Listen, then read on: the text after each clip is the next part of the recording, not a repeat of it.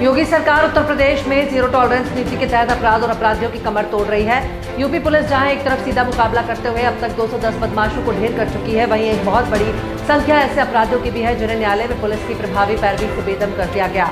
UP police का अभियोजन निदेशालय इसमें अहम रोल अदा कर रहा है। पिछली सरकारों में जहां अभियोजन निदेशालय हाशिए पर रहता था। मनी लॉन्ड्रिंग मामले में विधायक अब्बास अंसारी को सुप्रीम कोर्ट ने शुक्रवार को बड़ी राहत दी है। कोर्ट ने अब्बास अंसारी की जमानत को मंजूरी दे दी है।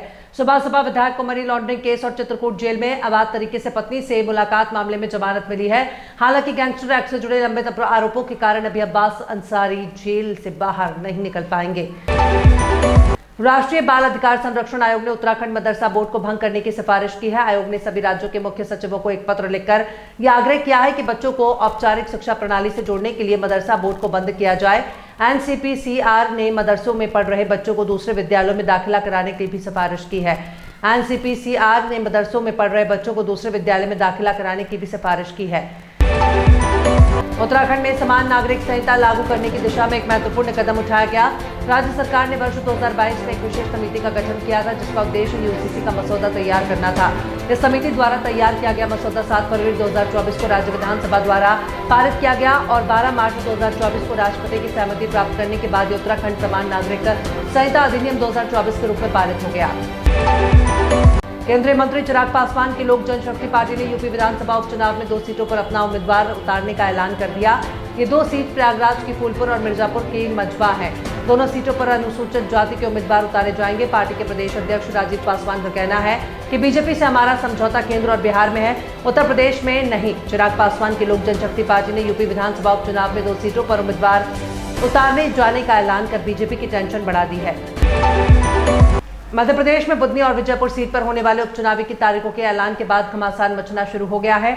इस बीच श्योपुर से कांग्रेस विधायक ने बड़ा दावा किया। कांग्रेस विधायक बाबू जंडेल ने भरे मंच से कहा कि विजयपुर सीट पर यदि कांग्रेस हारी तो वो अपना मुंह काला करेंगे और रैली भी निकालेंगे। आपको बता दें कि महाराष्ट्र झारखंड चुनाव के साथ ही मध्य प्रदेश की 2 सीटों पर भी उपचुनाव होने वाले हैं।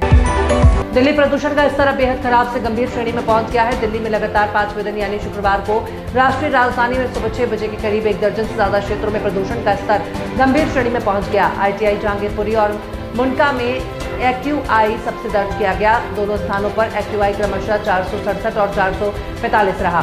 दिल्ली वालों की लगातार चौथे दिन गुरुवार को भी खराब वायु गुणवत्ता का सामना करना पड़ा। गुरुवार को राष्ट्रीय राजधानी में 13 निगरानी केंद्रों पर संकेतक रेड जोन में दर्ज किए गए थे। भारतीय रिजर्व बैंक ने नवी फिनसर्व लिमिटेड पर बड़ी कार्रवाई करते हुए 21 अक्टूबर 2024 के बाद से इस एनबीएफसी के लोन को मंजूरी देने के लेकर उस पर रोक लगा दी है। क्या आप जानते हैं कि नवी फिनसर्व का ई-कॉमर्स कंपनी फ्लिपकार्ट से क्या कनेक्शन है? नवी फिनसर्व लिमिटेड के को-फाउंडर वही सचिन बंसल हैं जो फ्लिपकार्ट के को-फाउंडर रह चुके हैं। नवी फिनसर्व लिमिटेड के फाउंडर सचिन बंसल कंपनी में एग्जीक्यूटिव डायरेक्टर के साथ सीईओ भी हैं। शाहरुख सीरियस रोल करना कम पसंद करते हैं, बल्कि ऐसे रोल करते हैं जिसमें जिंदगी को सेलिब्रेट किया जाता है। हाल ही में शाहरुख ने एक इंटरव्यू में अपने फ्यूचर प्लान्स के बारे में बात की। शाहरुख खान ने हाल ही में लोकार्नो फिल्म फेस्टिवल के यूट्यूब चैनल पर बातचीत की, जहां पर उन्होंने बताया कि वो अपनी लाइफ के आखिरी दिन तक काम करना चाहते हैं। इतना ही नहीं, वो चाहते हैं कि वो फिल्म के सेट पर आखिरी सांस लें।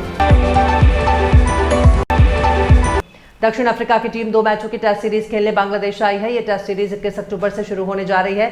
इसके लिए दोनों टीमों का ऐलान भी हो चुका है। बांग्लादेश की टीम ने अनुभवी खिलाड़ी शाकिब अल हसन भी है। माना जा रहा है कि ये शाकिब का आखिरी मैच होगा, लेकिन शाकिब अल हसन इस मैच में नहीं खेल सकते। कहा जा रहा है कि इस मैच में शाकिब की जान को खतरा हो सकता है।